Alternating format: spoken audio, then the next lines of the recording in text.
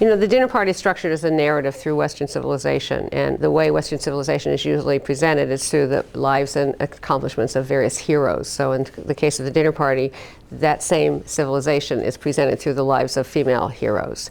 And I decided I wanted the plates to rise up as you moved around the triangular table as a metaphor for liberation. But it isn't just a straight rise.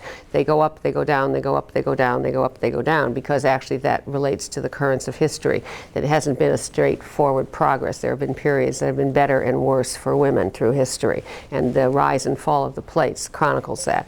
And then, of course, with the rise of the international feminist movement in the 19th century, then the plates begin to just develop and develop and develop and start pushing off the plate surface, trying to get off the table, because after all, women don't belong on a table.